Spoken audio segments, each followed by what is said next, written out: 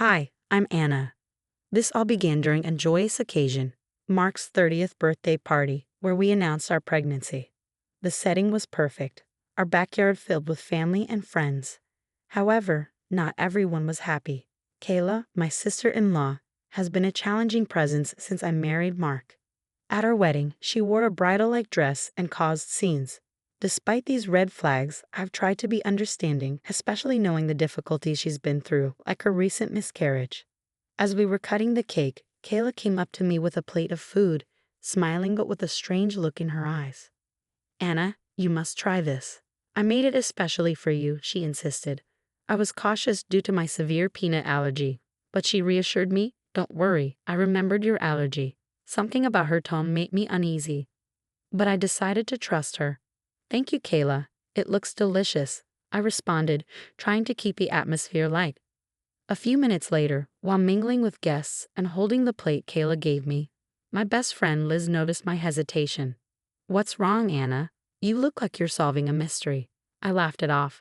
"Just being overly cautious. Kayla made this for me, and you know my history with allergies." Liz raised an eyebrow. "Yeah, and given her history, I'd say keep that EpiPen handy. Why not have someone else try it, just to be safe?" The suggestion seemed reasonable, so I discreetly passed the plate to Ryan, a family friend who had just arrived and hadn't heard the earlier conversation. "Hey Ryan, try this out. Kayla outdid herself with the cooking today," I said, watching closely as he took a bite. His reaction was immediate praise. "This is really good. What is it supposed to be?" Just as I began to relax, thinking my suspicions were unfounded, Ryan's face turned pale. He clutched his throat, gasping for air. Panic ensued as everyone rushed to his side, and I screamed for someone to call 911. As Mark and I accompanied Ryan to the hospital, my mind raced. Was it a mistake or something more sinister? Kayla's earlier assurance echoed in my ears, a chilling reminder that her intentions might not have been as kind as I had hoped. Back at the party, as the ambulance drove away, Kayla approached me with fake concern. "Anna, what happened? Is Ryan okay?" Her words felt hollow. "He had a severe allergic reaction, Kayla, but he doesn't have allergies." "What exactly was in that dish?" she stuttered, her facade cracking. I just followed a new recipe. I thought it would be fine. I'm so sorry, Anna." The night ended with more questions than celebrations, and the joy of our announcement was overshadowed by worry for Ryan's health and unsettling doubts about Kayla's true intentions. As I lay in bed that night, the excitement of our pregnancy was marred by a growing sense of dread, wondering if the family I married into was as welcoming as I once believed. "Is Ryan going to be okay?" I pressed Kayla as we stood in the stark white hallway of the hospital. The antiseptic smell strong in the air. "He's stable now. Thank goodness," she replied. "But Anna, I swear I didn't know about the peanuts." Kayla's voice quivered, her eyes darting away as she spoke.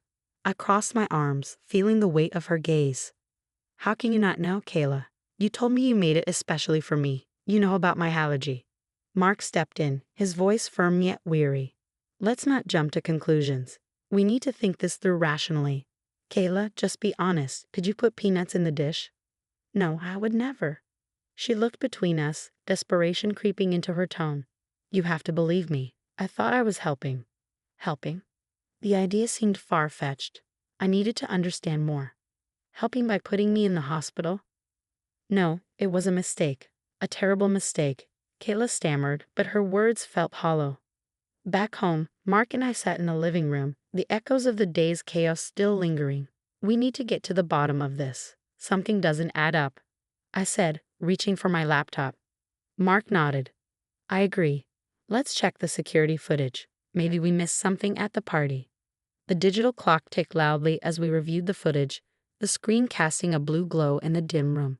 Then there it was, Kayla in the kitchen, her back to the camera, clearly separating a portion of food and adding something from a small bottle.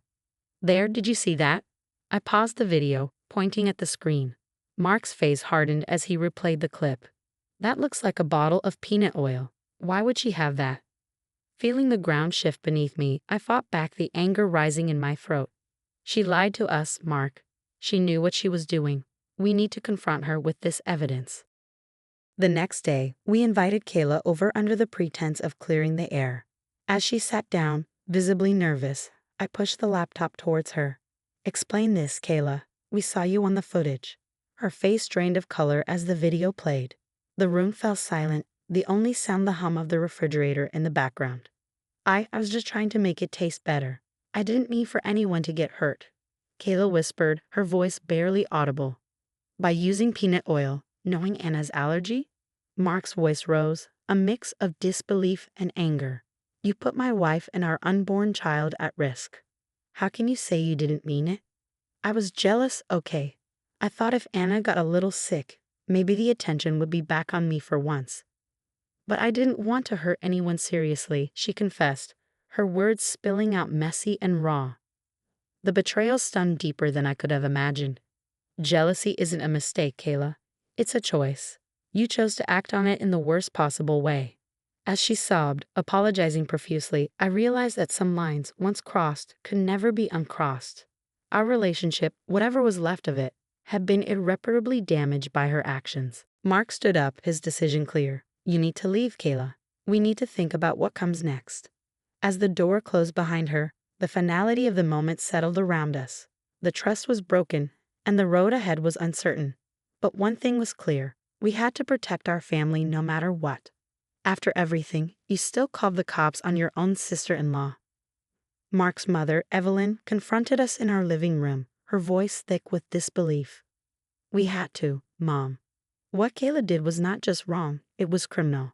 She could have killed Anna and our baby," Mark replied, his voice firm yet filled with sorrow. "But she's your sister. Couldn't this have been handled within the family?" Evelyn persisted, her eyes searching ours for some sign of leniency. "Handling it within the family doesn't change what she did. We can't just sweep it under the rug," I said, unable to believe we had to justify our actions. The doorbell rang, slicing through the tense air. It was Detective Simmons, the officer handling our case. He stepped in, nodding politely. "Good afternoon. I have some updates on the investigation." Evelyn excused herself, the atmosphere too much for her, leaving Mark and me with Detective Simmons. "We've reviewed all the evidence, including the security footage and testimonies from the party guests. It's clear that Kayla acted with premeditation. We're proceeding with charges of attempted poisoning," he explained, his tone professional but empathetic. "What happens next?" Mark asked, his hands clenched in his lap. "Kayla will be arraigned soon. She'll have a chance to enter a plea, and then the case will likely go to trial unless she opts for a plea deal." Detective Simmons detailed the process. As he left, Mark and I sat in silence, the weight of the situation pressing down on us. We had made the difficult decision to protect our family, but the fallout was tearing everyone apart. The next few days were a blur of legal consultations and family arguments. Kayla's husband, Jason, came over one evening, his expression one of defeated confusion. I can't understand it. How could she do something like this?" "Jason, I'm so sorry.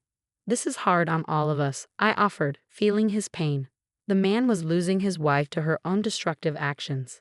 "She said she was feeling overshadowed by your pregnancy, that it made her do crazy things," Jason continued, trying to find some reason in the madness.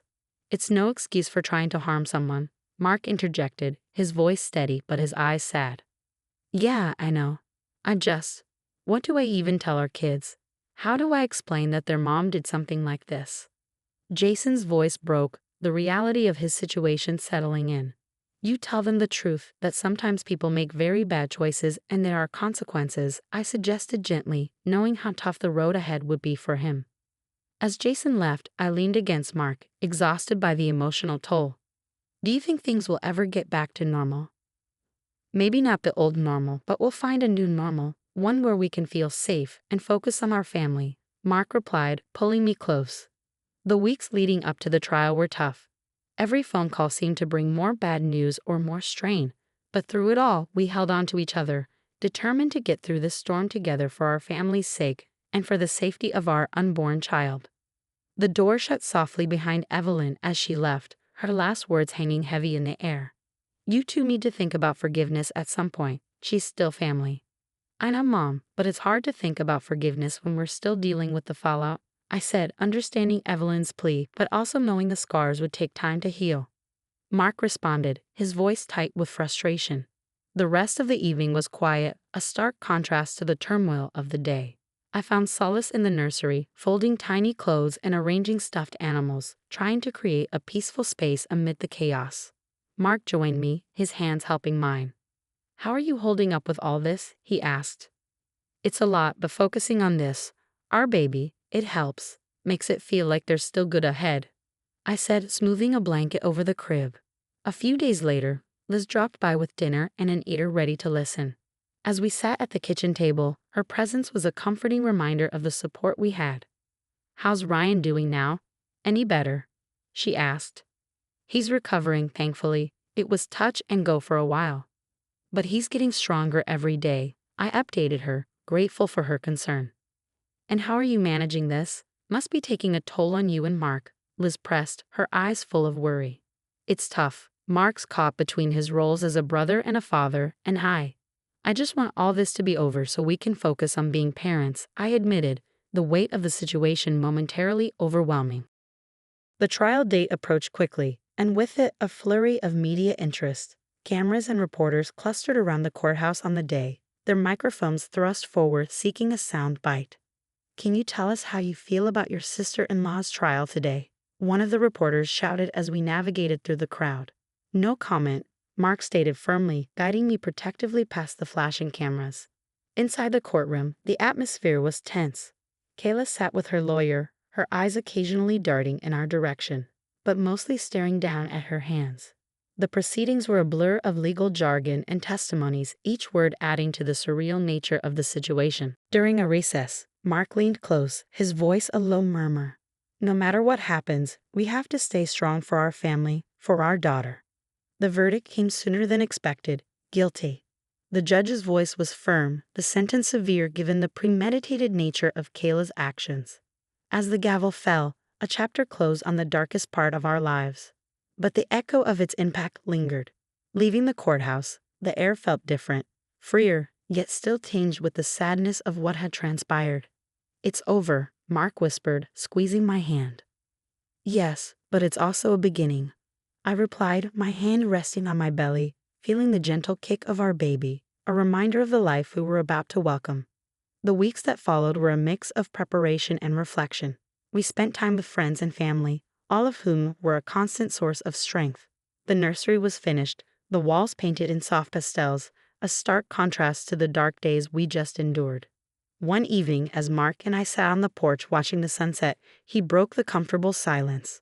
"I'm sorry you had to go through all this, especially now." "I know, but we went through it together. That's what matters," I reassured him, my head resting against his shoulder. "And we'll keep going together," Mark promised, a vow filled not just with determination, but with hope. As the sun dipped below the horizon, its last light lingered, a symbol of the enduring light we'd found in each other. No matter the darkness, we had each other, and soon, our daughter, to brighten our days. "Look at her, Mark. She's perfect," I whispered, cradling Emma in my arms, the soft glow of the nursery nightlight painting shadows on the walls. "She really is just like her mom," Mark replied, his voice filled with a mixture of awe and relief, as he leaned over to adjust the tiny blanket. The door creaked slightly as Liz peeked in, a tray of homemade cookies in hand. "Room for one more?" "Always," I smiled, motioning her in. "But be warned, she's a heart stealer," Liz chuckled as she set down the tray. "I wouldn't expect anything less from the daughter of you two." As we settled into the cozy living room, the conversation turned reflective. "You know, this whole ordeal with Kayla made me realize how strong you guys are. Not everyone could handle that," Liz remarked. "It was tough, but it brought us closer together, and it taught us a lot about who we are and what we stand for," Mark added, taking a cookie from the tray. "And how to protect what's most important," I said, gazing down at Emma, who was now gently grasping my finger with her tiny hand. The room filled with the soft sounds of evening. A car passing by, the distant bark of a neighborhood dog. Liz leaned forward, her expression earnest. "So what's the plan now? I mean, how do you move forward from something like this?" "We focus on the positives, on rebuilding, and we make sure Emma grows up in a world where she feels safe and loved," Mark stated, his determination clear. "I can help with that. Aunt Liz has a lot of babysitting credits to offer," Liz joked, lightening the mood. Deal, I laughed, grateful for her presence and the normalcy it brought. As Emma yawned and settled deeper into my arms, Mark reached over to tuck a stray lock of hair behind my ear. Despite everything, I feel hopeful. Like turning a new leaf, I set my gaze fixed on the peaceful face of our daughter. We've got a lot of good days ahead, just the three of us, Mark said, his voice a soft promise in the quiet room. And plenty of adventures. Emma's going to need stories of how her parents overcame the odds, how we didn't just survive but thrived, I mused, a sense of pride swelling in my chest. Exactly. And maybe one day we'll tell her the story about how her family stood strong together against all odds. Mark concluded, the last rays of the setting sun casting a warm glow through the window. As the night drew on, we continued to talk, plan, and dream, the challenges of the past slowly giving way to the hopes of the future. In that moment, surrounded by the quiet strength of my family, I knew that no matter what lay ahead, we were ready to face it together.